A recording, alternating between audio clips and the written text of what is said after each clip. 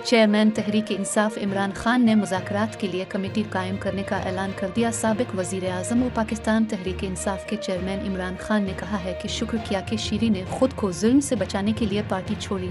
कारकुन और ओहदेदार घरों पर न रहे, कहीं छप जाएं।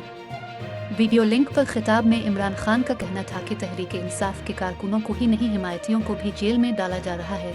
एक जादू का लफ्ज़ कह दे कि तहरीक इंसाफ में नहीं हो तो अब रहा हो जाएंगे। 10,000 से ज़ायद कारकुनों को जेल में डाला गया है। जेल में कैद कारकुनों को खाना नहीं दिया जा रहा, वकील से मिलने नहीं दिया जा रहा। जलाओ घेराव पर जब भी तहकीकात होंगी साबित हो जाएगा ये प्री प्लान था। उन्होंने कहा कि हैरत है इस जुल्म पर किसी इंसानी हुकूक तंजीम की आवाज़ न निकल रही। मीडिया पर एक तरफा मौक़िफ़ चल रहा है। कारकुन और ओहदेदार घरों पर ना रही, कहीं छप जाएं। शीरी मज़ारी को एक से दूसरे जेल रिहाई के बाद बार बार गिरफ्तारी की गई। शीरी मज़ारी बीमार हैं, वो ये सब बर्दाश्त नहीं कर सकती थी।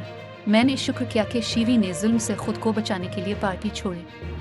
उनका कहना था कि यह सिर्फ तहरीक इंसाफ को नुकसान नहीं, जमहूरियत ख़त्म की जा रही है। पाकिस्तान में बुनियादी हुकूक ख़त्म हो चुके हैं। 25 लोग शहीद किए गए, क्यों अब तक तहकीकात नहीं हुई? ये तहकीकात होंगी, आज नहीं करेंगे तो मुस्तकबिल में होंगी। फैसला कर लें कि मुल्क में अब पुरअमन एहतजाज की इजाज़त नहीं। इमरान खान का कहना था कि क्या जो लोग फैसले कर रहे हैं उन्हें नज़र नहीं रहा का मुल्क डूब रहा है। हमने तो बहुत कोशिश की बात करने की, लेकिन यह अजीब बातें करते थे कि अक्टूबर में इलेक्शन कराएंगे। उन्होंने ऐलान किया कि कमेटी का कल ऐलान कर दूंगा। कमेटी को बस ये 2 चीज़ें बता दें और समझा दें कि क्या मेरे बगैर पाकिस्तान बेहतर हो जाएगा, और अक्टूबर में इलेक्शन कराने में पाकिस्तान का क्या फ़ायदा है। ये 2 बातें कमेटी को समझा दें तो मैं पीछे हट जाता हूँ।